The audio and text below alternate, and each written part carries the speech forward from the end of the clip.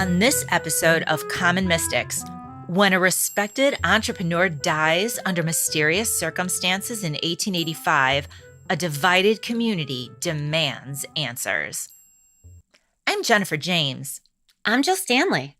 We're psychics. We're sisters. We are common mystics. We find extraordinary stories in ordinary places. And today's story takes us to Newport, Rhode Island. Okay, guys, so let me just address the elephant in the room. Jen and I are leaving Providence and we stop in Portsmouth. It's spelled Portsmouth, so it's very confusing, but it's Portsmouth, Rhode Island. So we stop there and we are writing down notes, and we know we have a Portsmouth story, but Jennifer found this story out of Newport that I am so excited about, and I cannot wait to tell it to you. So that's why we're kind of jumping the gun. And this one is out of Newport, Rhode Island. Okay, Jen, please remind everyone where we were and what our intentions are.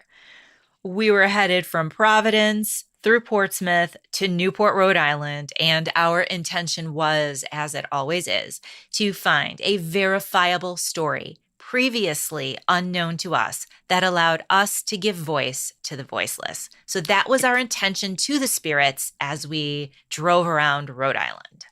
Okay, so now we're in Portsmouth, and Jennifer has this crazy experience in this little itty bitty cemetery that we just stopped and found on the side of the road. Jen, tell us. Jill pulls over and the two of us get out, and we're in this adorable little cemetery, and it's beautiful. And she's right next to me, and I'm being pulled to tombstones that have names like Freeman, Freeborn, and just like free kept jumping out at me. And so I said to Jill, "Are they black?" And I turned to her expecting to see her there, but to my surprise, the person or the presence who was right next to me as I was walking along these graves was not Jill. Wasn't me. So that happened. So while Jennifer was getting her spideys on a different part of the cemetery, I was feeling a feminine energy. I felt as if this woman was speaking in my head, and it was so authentic and genuine, and it wasn't the way I talked. It felt like a third party having a conversation with me. It felt like she was amused by how excited Jennifer and I were about Portsmouth, and literally said to me, "Oh, you ain't seen nothing yet." Because we were excited about all the historical homes in the area and being able to see large bodies of water, the ports from like the cemetery. And it was cute because she was like, "Oh, honey, you're not even at the best part yet." And we felt pulled to Newport. So I'm like, "Jen, I feel like the spirit's telling us go to Newport." And Jen's like, "Me too." So we get in the car, and what do? Well, you actually said that you felt like Maria von Trapp in the bus to her first job. Like in the movie Sound of Music, like we had that energy, like, "Oh my gosh." And we were almost like singing, like, "I have confidence." You know what I mean? Like, what's weird is that I know nothing about Newport, Rhode Island at this point. Nothing. And I actually thought it was going to be like more industry, like more like an industrial town than it is. So I know nothing, but yet I'm so excited and giddy to get there. And when we get there, we are overwhelmed with the quaint, historic charm of Newport. We were walking along almost in a daze, and it felt like we were on a movie set. I did feel oxygen deprived. I felt like, really did, like my head was a little off. And that woman's energy was so strong. It was still with us. And to me, it felt like I was coming home to Newport. Not just like I was bringing her home, but I felt the excitement of being home. Again, never been there before in my life.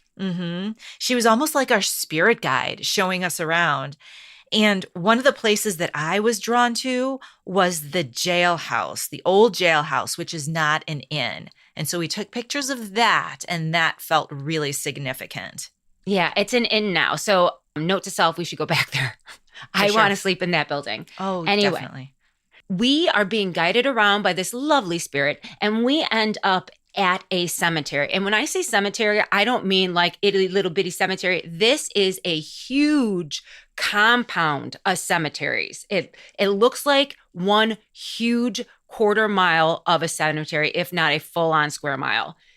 It was called the Common Burying Ground Cemetery, but we didn't know at the time that that cemetery was actually a network of cemeteries. So we approached and walked in from Warren Street, and what I was feeling because it was huge, it was overwhelming. As a matter of fact, when I walked through the threshold, the woman's spirit said to me, "I know it's overwhelming, just go through it." Like literally, she's like, "Calm down, you can do it. Just, the focus." So I kind of settled myself in and I grounded myself, and I knew we had to get to the northwest corner of the cemetery.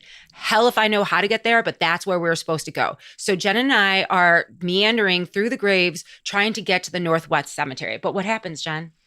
We weren't able to get there because it was November and it was really cold. And then there was a fence between us and the northern part of the cemetery. So we eventually just said, you know what, we need to call this quits. But there was another reason we stopped. What was scary is as Jennifer and I are assessing, can we jump over this fence? Do we have to get out of here and walk around to get to the other parts of the cemetery?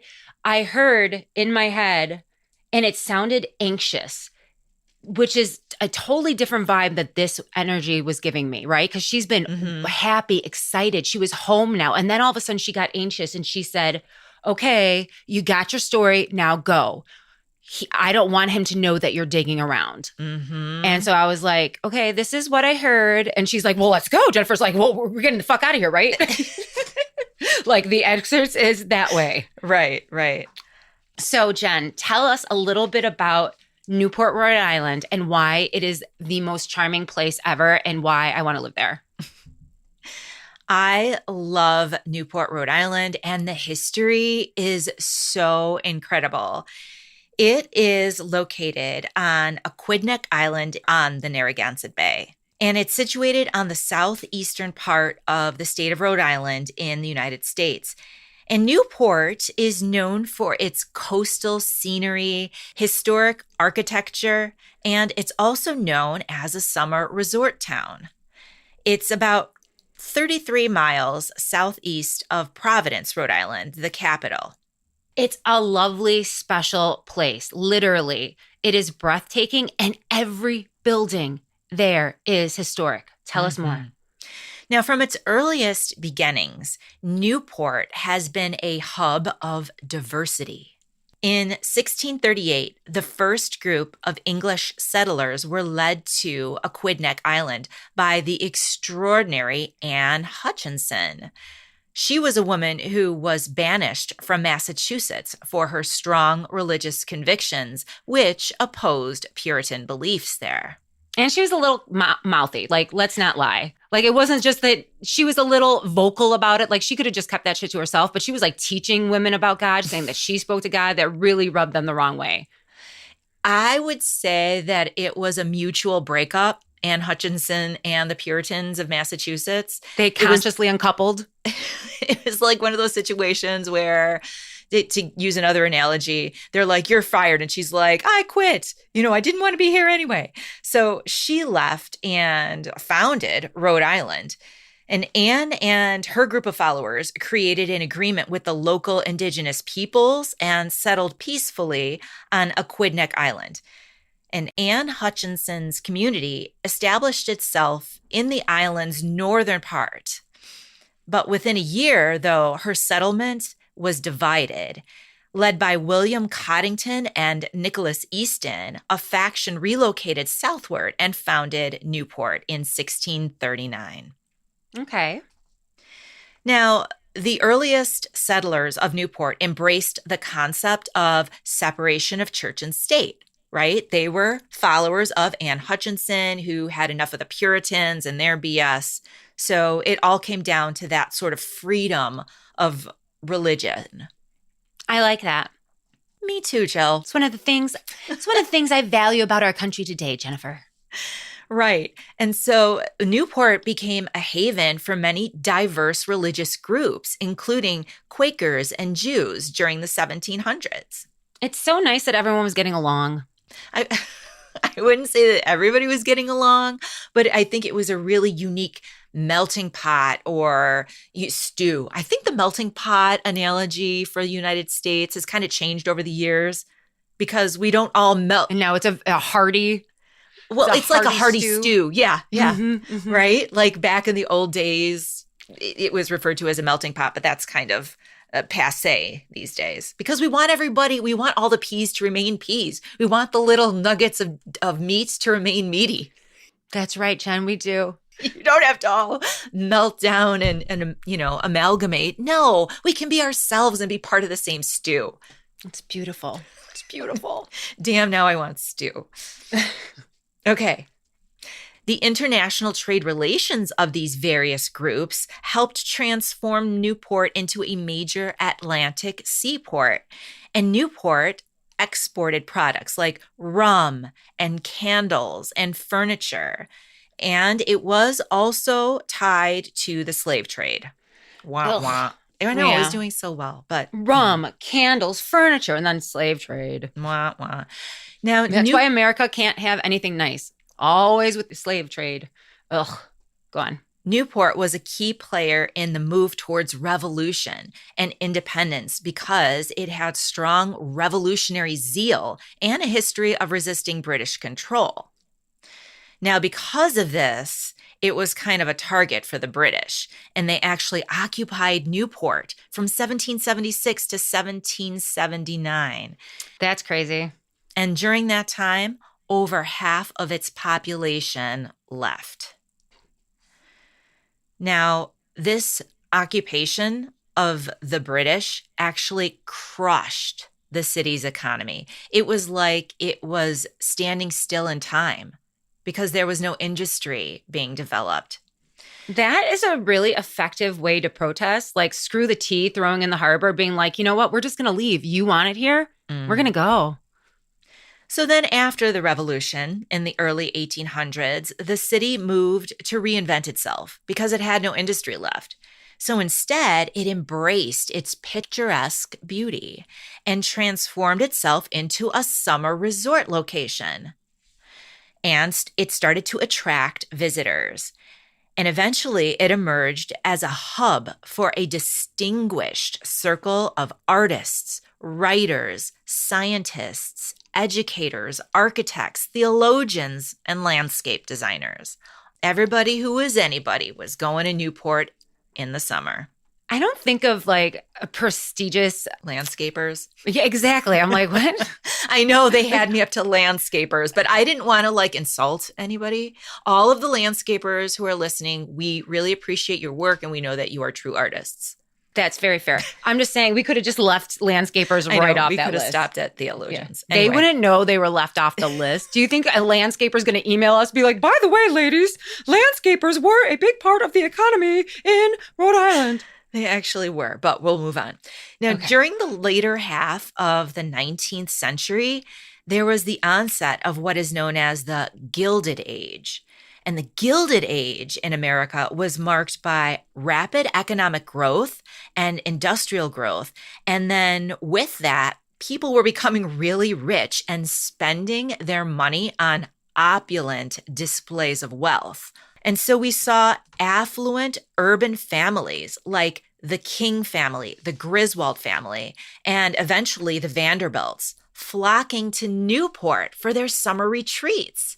I love it. And these families, among others, played pivotal roles in elevating Newport to an esteemed status as the, quote, queen of the resorts, leading to the construction of the opulent mansions that have since become synonymous with Newport's fame. I love it. So, Jennifer, it was during the Gilded Age that our story takes place.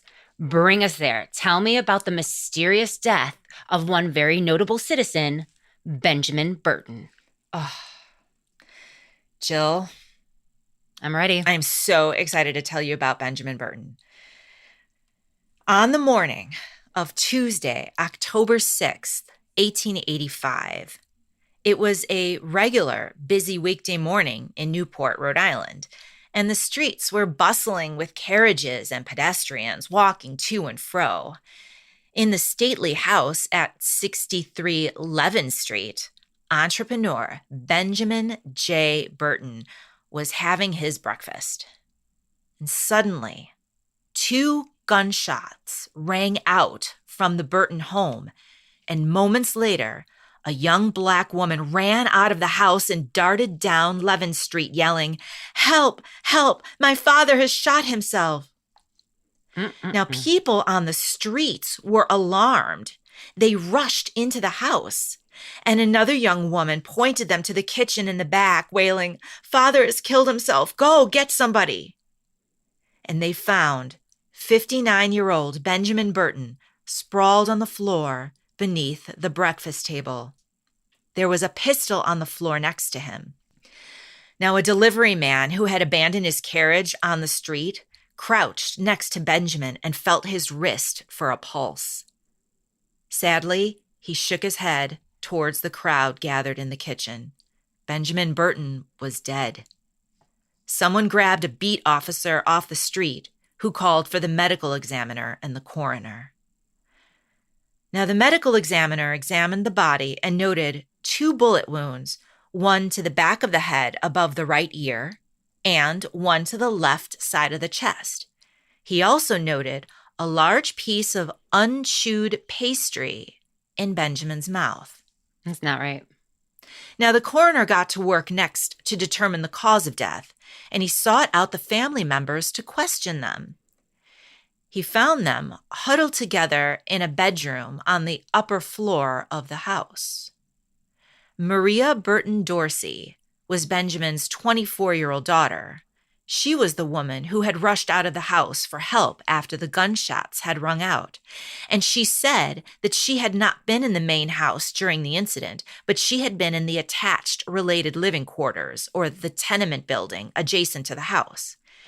She said that she had heard the shots and entered the main house to investigate when she found her father. I'm a little suspicious. It's a little suspect to me that she just goes full on saying that her father killed himself. She wasn't there to see him shoot himself. And he had food in his mouth and he was shot how many times? That don't make sense to me. It's drawing a conclusion. Wouldn't you just be like, help, my father's shot, get somebody? Anyway, go on. Okay. Well, Maria wasn't the only one home at the time of the death. Maria's husband of 3 months, Alan Dorsey, was also there, and he was questioned by the coroner as well. And he told the coroner that he was ill and had been upstairs in bed at the time of the shooting. Now, he said he heard the gunshots, but he assumed them to be the sound of doors slamming, and so he wasn't alarmed. Now, Benjamin's 18-year-old daughter, Emmy, was also home at the time. And she said that she had been upstairs, but she never heard the shots at all. And she had come downstairs only after hearing her sister exclaiming in the street. Now, each of them, Maria, her husband Alan, and her sister Emmy, all said that Benjamin had been hopeless and depressed recently in the weeks leading up to the incident. And they told the coroner that he had said that he would not be alive much longer. Now, after speaking to the family and looking over the body, the coroner was satisfied with his investigation, and he declared Benjamin Burton's death was a result of a self-inflicted gunshot wound. It seems to me that this coroner did not want extra paperwork because that doesn't make sense. These explanations and alibis are janky as fuck. They certainly leave questions unanswered, don't they? They sure do. Now, Jennifer. Yes. Who was Benjamin Burton and how did he get here to these final moments? I'm so glad you asked. Benjamin Burton was known as Rhode Island's wealthiest Black businessman. He had an excellent reputation in the city, and he was known for his kindness and friendliness and cheerful personality, as well as his quick wit. Now, Benjamin Burton was born in New London, Connecticut around 1823, and he came from very humble beginnings. He started working in Newport as a teamster doing grunt work. He had a very large physique and was exceptionally strong. He hauled coal and goods from the docks at Newport. And he married Rosanna Babcock sometime before 1848. And they were married for over 30 years and had 7 children together. He married well, too. Rosanna is a woman of color, and she was a doctor's daughter. Very nice. So the two of them found each other. I love that match. As the town of Newport grew into a tourist destination for vacationers, Benjamin took the opportunity to create a business that specialized in transporting the luggage and personal belongings of vacationers to and from the docks. And his was the very first Black-owned express and transfer business in Newport. So, Jill, he took the least desirable jobs, often arriving at the docks in the wee hours of the morning to pick up or drop off loads. Another thing is when I was combing through the old archive newspapers, he put ads in the paper saying that he'd even move the pianos if you had them. Oh. I just thought it was cute. It was well known that Benjamin Burton would take jobs that his competitors would not take. So as Burton's business boomed, so did the town of Newport, blossoming into a popular seaside destination for the wealthy. And by the 1870s, tycoons from New York, Boston, and other industrial hubs were flocking to Newport, where they built their summer homes. And Benjamin became a favorite expressman of the Newport elite due to his physical strength, his outgoing personality, and his willingness to take on any job. I just love him. I know, I love him too. Now, Benjamin went on to create Newport's public transportation system. How cool is that? A busing system involving a line of horse-drawn carriages. His development of mass transportation in Newport enabled the city to expand and prosper because previously undesirable areas were now accessible due to regular transportation options. And so Benjamin Burton's busing system enabled anyone to ride for only 10 cents, which was a relatively small amount.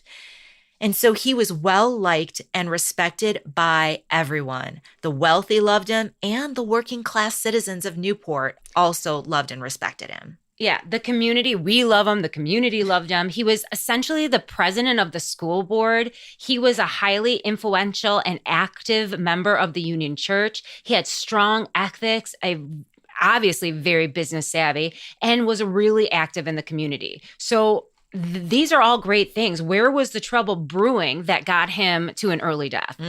Good question. By his hands or somebody else's? Well, there was trouble in Benjamin Burton's household. Well, let's start with his wife.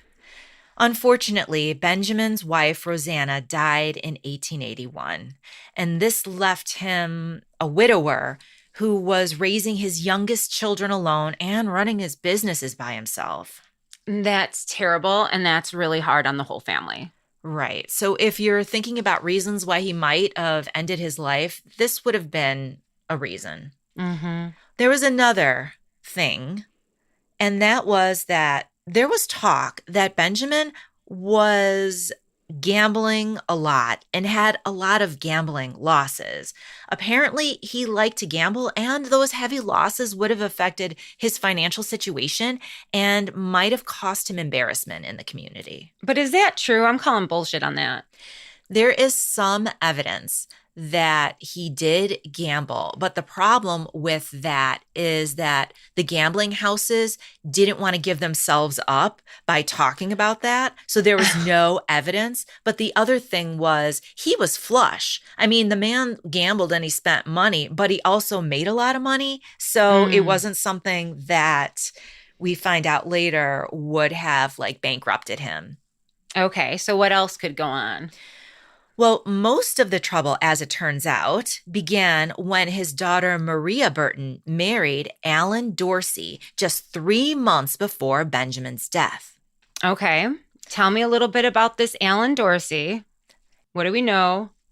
Alan Dorsey was an educated man, Jill, and he was actually on track to become one of the first Black surgeons in the United States. He does sound hot. Go on.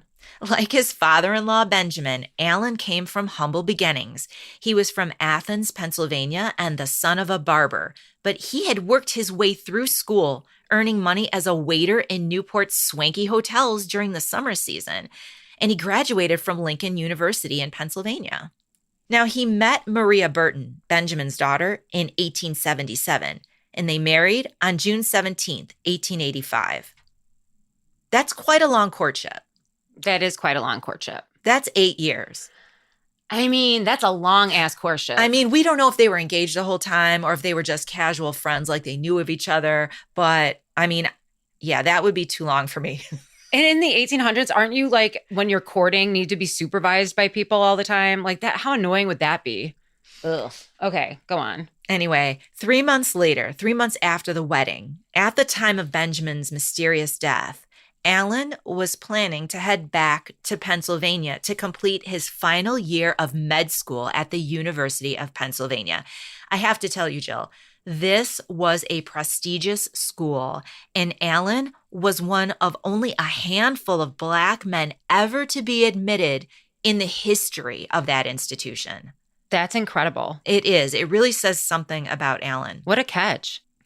But, Jill, med school is expensive. And Alan, he was broke. Well, school's expensive. You know what I mean? Like even today, it's expensive, especially them prestigious schools. Now, Alan had married Maria in June of 1885, and he depended on a generous dowry from Benjamin that would help him pay for med school and help him establish his medical practice after graduation. Okay, stop it. Now you lost me. He's dating this girl for like 8 years. And then all of a sudden they decide to get married. It's like, wait a second. Was he using her? Like, I don't understand. Well, let's keep going. After the wedding, Alan gave up working as a waiter and enjoyed... He gave up his job as a waiter and enjoyed that summer of 1885 lounging at Benjamin's house and riding around Newport in his father-in-law's carriages.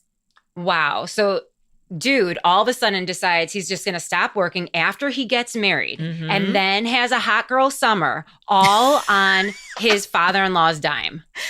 Yeah, pretty much. That's a pretty big change because remember, he had been working his butt off to get himself through the university and now med school. And all of a sudden, all of that stops after he marries Maria. That's why I'm interested about their courtship because that doesn't seem right to me. Those behaviors, there's something janky there, like they're not matching up, but whatever. Well, he was waiting for that dowry, but Jill... Did he get the dowry? He did not. The dowry was never paid. Plot twist. What? What? Okay, so they get married in June 1885. He's expecting to have it before the fall semester starts. Like he's expecting it before September. But at some point between June and October of 1885, Benjamin has a change of heart about his son-in-law. Fuck yeah, he did, because he thought he was a hardworking, gonna be future surgeon, and then all of a sudden he's just laying around the house. Yeah, he did. He changed his mind. He was like, what? And in the months before his death, Benjamin had complained that Alan was nothing more than a, quote, highly educated pauper. Benjamin dropped some mid-19th century shade on that ass. Yes, he did. Yes, he did.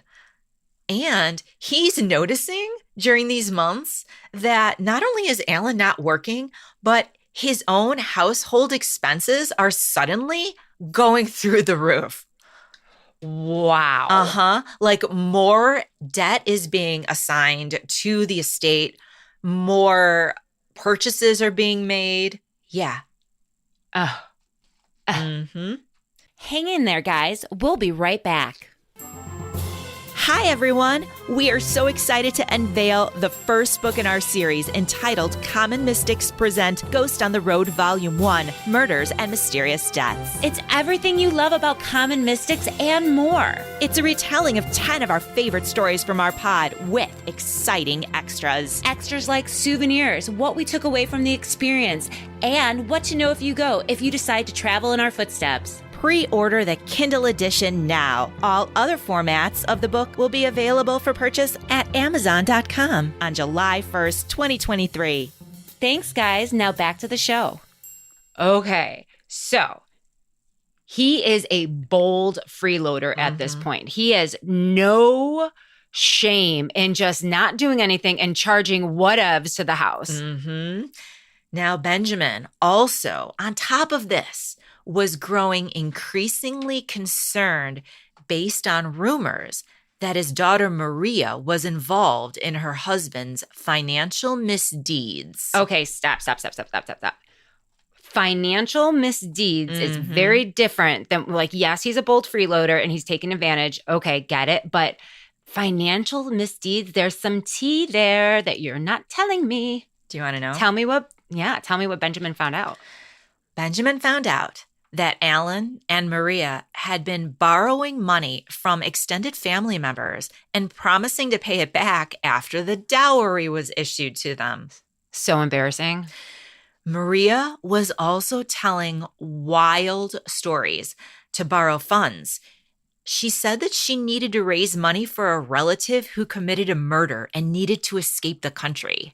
That's a very specific lie. Like, wow, just be like, I had a parking ticket, Maria. Like, she went to the 11 on that. And one of their cousins who had lent Maria money found that the promissory note, or basically an IOU note, was missing. She had kept it in a locked trunk, and someone broke into her trunk and stole this official IOU note from Maria. You know what this is? This reminds me of the Swope family out of Independence, Missouri. And this is a clear case that sisters ruin everything, just like the sister in Independence, Missouri. As if we needed another example of how sisters ruin everything. So all of this is going on. And 1 week before his death, Benjamin confronted his daughter, Maria. Let them have it, Benjamin. Let them have it. Benjamin confronted his daughter about her and Alan's wrongdoings. And you might imagine it was a loud and heated interaction. Yeah, it was. Yep. Maria denied her father's accusations regarding all the lies and all the money that was borrowed under false pretenses. So basically she's like, no, Daddy, you got it wrong. But Benjamin had enough lies and deceit.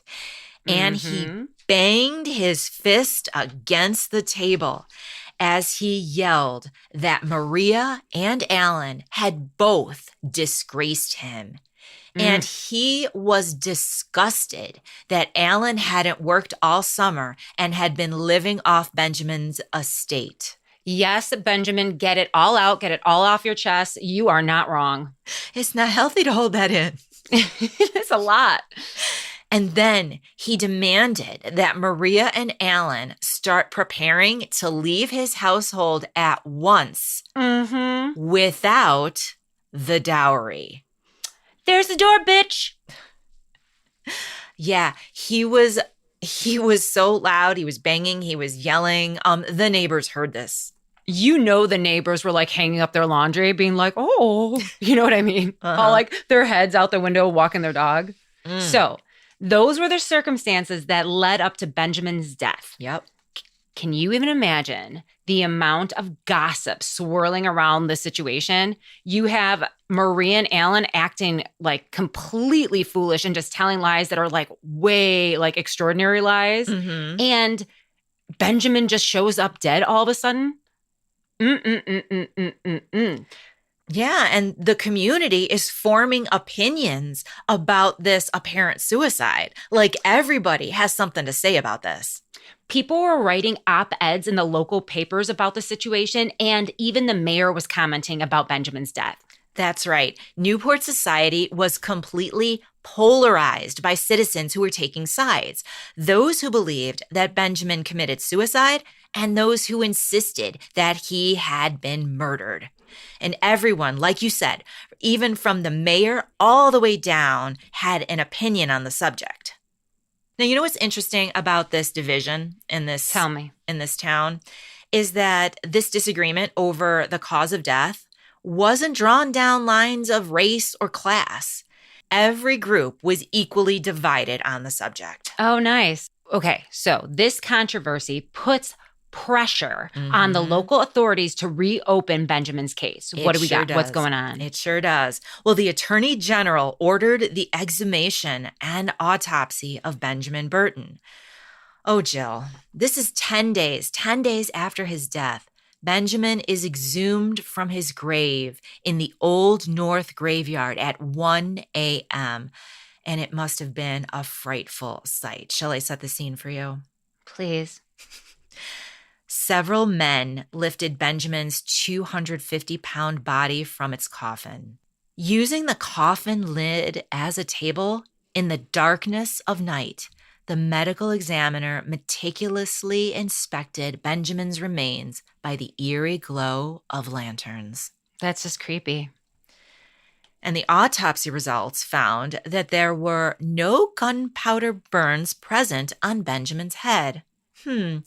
This meant that he was shot in the head from a distance. In other words, he was not holding the gun that shot him in the head. He was probably holding the sweet roll that he had just taken a bite from.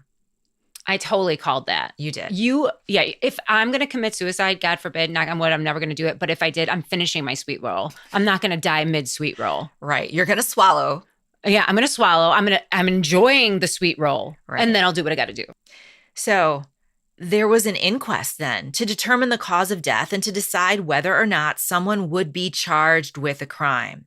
And it took 4 days, and 62 witnesses were called to testify. Whew, that's a lot. So all of the physicians who testified agreed about the order of the gunshot wounds. It was the heart wound that was the killing shot, Jill. Okay. So Benjamin was shot in the head first from a distance, and then in the chest. And the testifying physicians also agreed that the first shot, the shot to the head, would have rendered him unconscious. He would not have been able to fire the second shot to the chest that killed him. And this, of course, confirmed that Benjamin Burton had indeed been murdered. I totally knew that. You did. Now shut up. The investigation now turned to determine who was responsible for Benjamin's murder. And investigators quickly zeroed in on Maria and her husband. Abso-friggin-lutely. Right. Way to catch up, guys.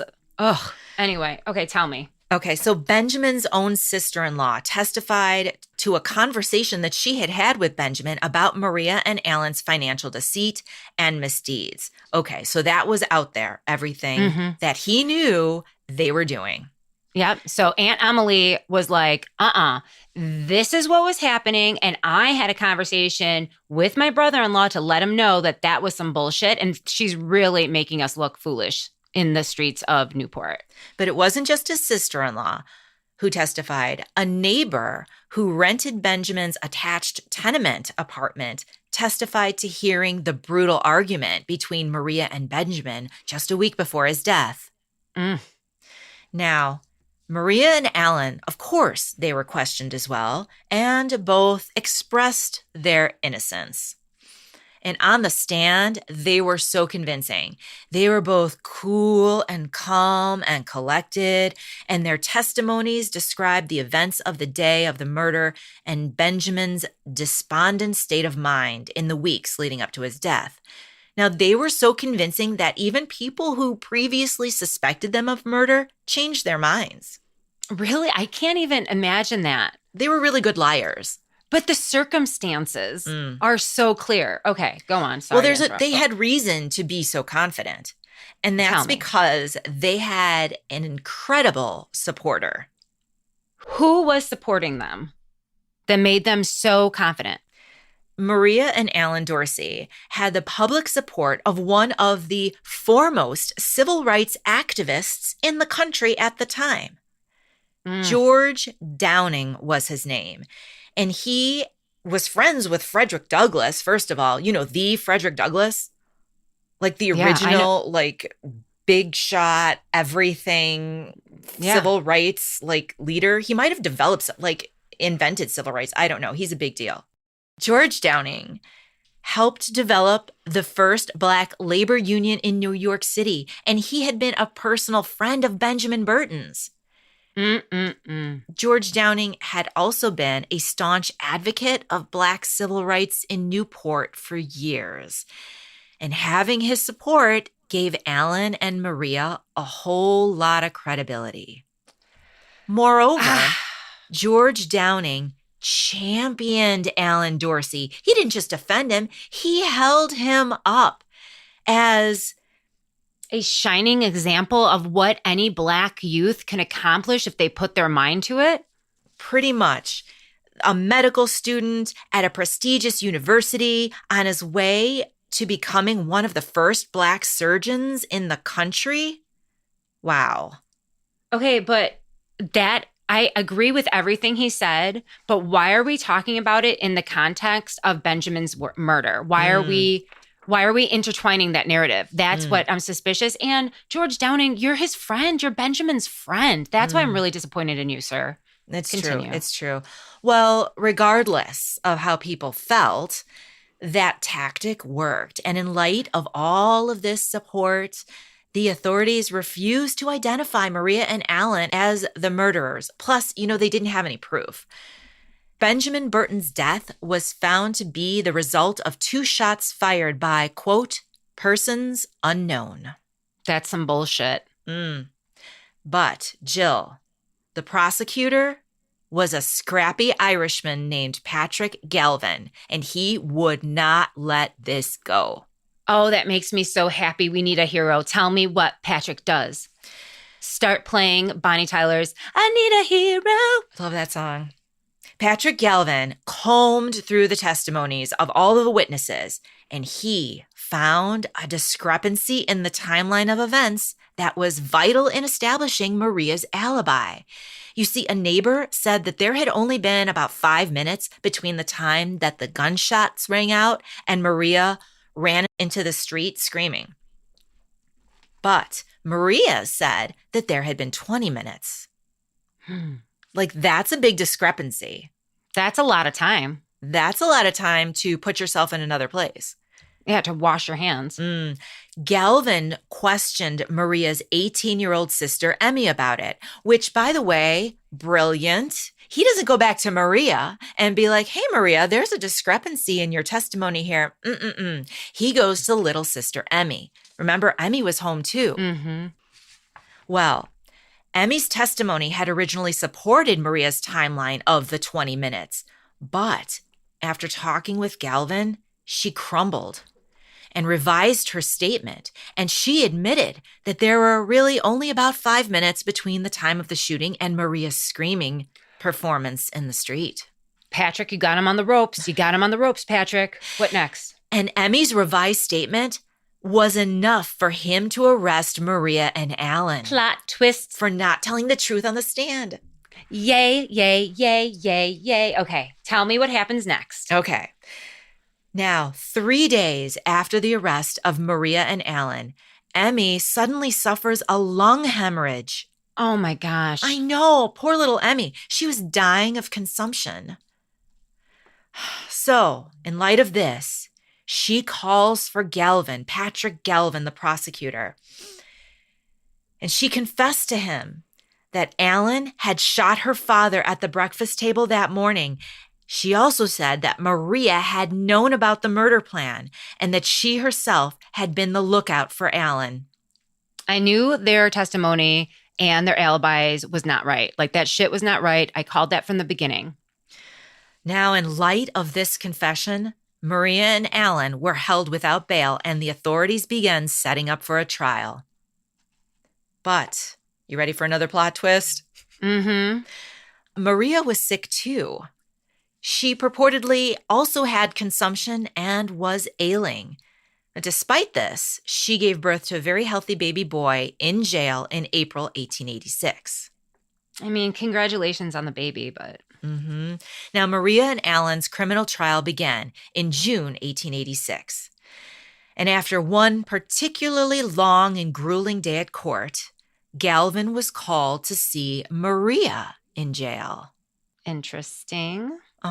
She had also summoned her pastor, and Maria prayed with her pastor before bearing her soul to Patrick Galvin.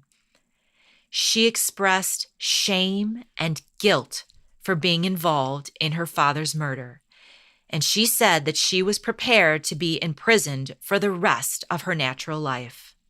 Okay, this is a little too late, Maria. Now that you're dying and you have like about a week, you're going to be like, I am prepared to spend the rest of my life in prison. It's like, yeah, that would have been helpful like last year. In her confession, which lasted 2 hours, Maria described Alan's dark hysteria after hearing that Benjamin would not pay her dowry to him. Alan believed that his dream of becoming a surgeon was over without that dowry money. When Benjamin failed to pay the dowry, Alan became abusive towards Maria. And when the fall semester began and Alan still hadn't received the money from Benjamin, money he needed to pay for med school, he raged desperately and grilled Maria about other ways that they could raise money. Now, she had already begged, borrowed, and stolen from all the family members that she could think of. We heard. And that's when she brought up her father's life insurance policy to Alan. Maria. And it was after Maria argued with her father that Alan began plotting to kill Benjamin. Okay. Seriously diabolical. I cannot even. I'm so disgusted with Maria right now. So on the morning of October 6th, 1885, Alan took Benjamin's own gun from his dresser and ordered Maria to go next door into the tenement apartments. And he told Emmy to be the lookout. And then he crept down the stairs without his shoes on, walked up behind Benjamin, and shot him in the back of the head. Benjamin fell to the floor, and Alan, seeing that his father-in-law was still breathing, fired a second shot into his chest to finish the job. In an ironic twist of fate, Benjamin's life insurance policy had not been kept up to date, and it was worthless. Oh my God. So Jennifer, how does this end? In the light of Maria's confession, the jury found Alan and Maria Dorsey guilty, and both were sentenced to life in prison. Emmy was also sentenced to life in prison, but she died of consumption only 6 months later and was buried in the state prison cemetery. Maria also died of consumption in prison 2 years later. Her baby had been removed from her custody and adopted by a Newport family who then moved to New York City. When Alan found out his wife was dying, he asked to see her. Aw, it sounds like he was probably devastated to know that she wasn't doing well and he wanted to say goodbye and that he loved her.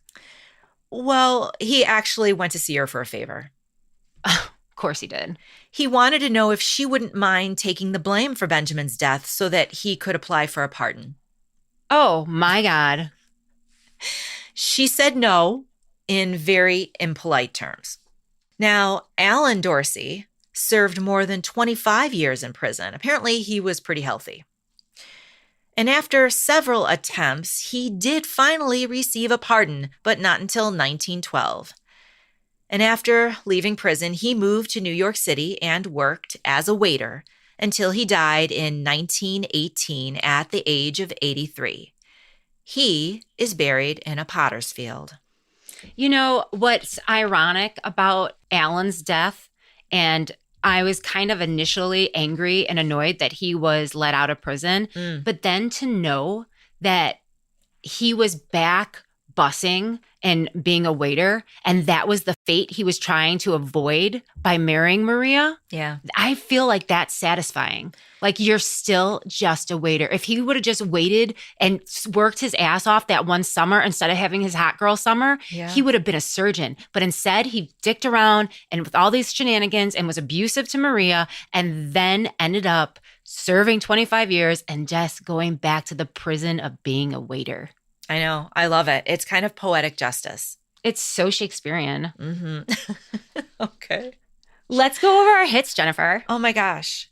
When I was in the cemetery at Portsmouth before we left for Newport, and I was feeling that person next to me that I assumed was you until I looked, I really think that was the spirit of Benjamin Burton next to me. I think he was exuding pride, not only in being free, a free Black man in America in the 1800s, but also being extremely successful, an extremely important and successful entrepreneur and urban developer, period, no matter what his color, no matter what his race. He was an incredible man. I just love Benjamin. I'm so glad that we got to introduce people to him. I think I was experiencing one of the girls' energies in the cemetery and that we were in Portsmouth and throughout Newport. Who do you think, which one of the girls was speaking with us? Or at least me? Well, the energy that I was feeling was very youthful, very bubbly. I think it was Emmy, the 18-year-old sister. I do too. I feel like Emmy got me drunk and was leading me around Newport, like literally. She was so cute. Her energy was such a spark, and the enthusiasm and the excitement to be back home and to share with us her home and the things she loved. And guiding us through her town and showing us everything. What do you think it meant that I was drawn to the old jailhouse? I think that she was saying, like, I was in jail. We can still be friends, right? Yeah, but not only her, also her sister Maria and Maria's husband. They were all probably in that jailhouse. It's a true statement. Right. Oh, tell me about the cemetery. Yeah, the Newport Common Burying Grounds. Mm-hmm. And that energy again was like, don't be overwhelmed. I know it's looking overwhelming, but you just go northwest. Well, Benjamin Burton was buried in what is called the North Burying Ground, which is exactly northwest corner of that complex of cemeteries that we were in. Shut up. Shut up right now. So if we weren't sure if this was our story, this is a final confirmation. Benjamin Burton himself was pulling us to his grave, or his daughter was bringing leading us there. Us. Mm-hmm. With that other weird experience in that cemetery was that anxiousness, being like, you need to go now. Someone's going to figure out that you're digging around in this. What do you make of that? Oh my gosh, that totally makes sense. That idea that Alan was controlling and abusive in life, that's what I felt in death when her spirit was communicating with us. I believe it was Alan's dark energy that was like, all right. You're bringing this up again? Right. Yeah. Stop talking to them. Yeah, exactly. You talking too much. Mm-hmm. And just to let you know, I feel as if Alan was poisoning Emmy. I don't think she had consumption. I'm just saying. I know you mentioned that before. That's kind of a curveball right now, Jill. You're bringing up kind of a curveball. I'm just telling you that. I'm just telling you that. And I'll tell you why. She got sick before they were accused and held for murder. So just saying. I think that he was trying to shut her up because she was the weakest link, and Patrick Gavin knew it. I don't know if I agree with you, because the fact... Just sit with it. Just sit with it. Just sit with it. The fact that Maria also died of consumption 2 years into being imprisoned makes me think that Maria really did have consumption. Maria really did have consumption and was not poisoned. And we also know that consumption is very transferable. It's very contagious. So I think the evidence would support that they both had consumption, but Emmy died first of it. But I'm not going to convince you. I can tell. I'm looking at your face and your mouth is open and you want to argue. I'm just saying that is true for Maria.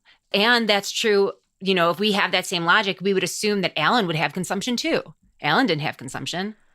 And Maria gave birth to a healthy baby. She got consumption when she was in jail. She didn't get consumption until after she was already imprisoned. And those prisons ain't clean. I'm just saying. All right. We don't have evidence of all that, but I'm just telling you my psychic conjecture. And I disagree. But let's talk about the voiceless. Who do you think is the voiceless? I think it's Emmy. You think it's Emmy? I think it's Emmy. I think Emmy. How can you be so sure it's Emmy? Well, first of all, like I just said, she was poisoned. Just saying. Don't agree with that. Continue. But also, I feel as if She was really pulled into this situation and this power dynamic. She was going up against not only her sister, but her sister's husband. And she felt almost like as a victim and was also imprisoned for her role that really she didn't have any choices in. I agree with you. I don't think she really had a say in her role. I think she was told to be the lookout, and I don't think she was part of the plan. And I really do feel for Emmy. And I do believe that she was the sprightly little spirit that was happy to be home and happy to be talking about what happened. But I also feel for Maria. And let me tell you why. I really feel that Maria was an abused woman. And I think that the abuse broke her down, and she did things that she would not have done if not for her husband's abuse of her. So I do have a heart for Maria, and I think she deserves a voice as well. You know, normally I would strongly agree with your position on these things, but today I just got to say I don't. They only were married for 3 months. They were dating for 8 years. Something was weird. Yeah, but my point is that like his behavior changed after they got married. True. And that means that how much could she be brainwashed or like English patient or coercive control within that 3 months? Like, I honestly think that Alan was working hard and he was working hard. He's like, I'm almost there. Now, can we please get married so that I can just chill out and use your dowry to pay for school? But that's not what he wanted. He wanted to never have to work again, in my opinion. Just saying. He wanted to set up a medical practice. That's working. Yeah, but he wanted to go to med school. I wouldn't say that he never wanted to work again. He never wanted to work again in that same hard manner that built him to that position. That's true. He didn't want to, right. He didn't want to do grunt work anymore. True. Right. But anyway, you know, Maria, I think that Maria was also under her husband's control. But agree to disagree. But I mean, Emmy, 100%. I agree with you, except I don't believe he poisoned them. Oh, he totally poisoned Emmy. He didn't poison Maria. Maria got consumption while she was in jail. But I will say this, the only way that this makes sense, and if I'm going to give any kind of sympathy for Maria, is if I believe that Alan was so smart and so manipulative that for 8 years, he was not only manipulating Maria, but also putting himself in a position to look like a good match for Benjamin's daughter. And then just at that moment, after he's almost done with school, like at the very end, he just decides like, oh no, like everything I worked for right now, we're just going to stop working and get your money to fit. It just doesn't make sense. Something's wrong there. I don't know. He was so close to the end. All it would have took is a couple more seasons of bussing tables. I know. That's the worst decision anyone ever made. He can't be a complete idiot and a diabolical mastermind as well. Like something's not right. Just saying. All right. Well, thanks for this talk. I really love Benjamin Burton, by the way. I love him. I love everything about him. What an amazing man. He reminds me of Mom. He has mom energy to me. He does have mom energy. Like super sweet, hardworking, likable, charming, but don't let him lose his shit because there will be screaming. There will be fist a pounding. Mm-hmm. Everyone's going to know about it. All right. You want to tell the people where they can find us? I would love to. Check us out on our website, commonmystics.net. Follow us on all the socials at Common Mystics Pod. Please share, like, and subscribe. Our numbers are going up and it really propels us forward. Thank you so much. Thank you. Good night. Good night. This has been a Common Mystics Media production. Editing done by Yokai Audio, Kalamazoo, Michigan.